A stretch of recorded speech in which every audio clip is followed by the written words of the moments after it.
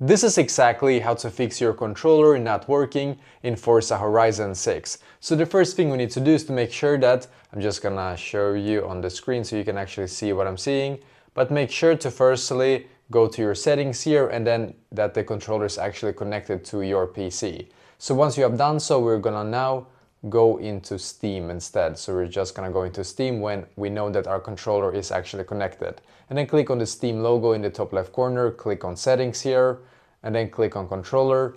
And then you should be able to see it right here. If everything is connected, you can see your controller here.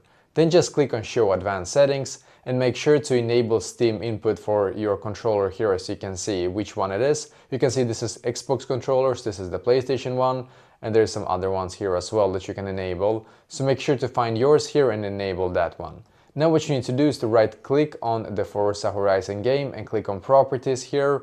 And then what you need to do is to click on controller and make sure this one is set to enable Steam input here as you can see. And basically that is exactly how to actually fix this.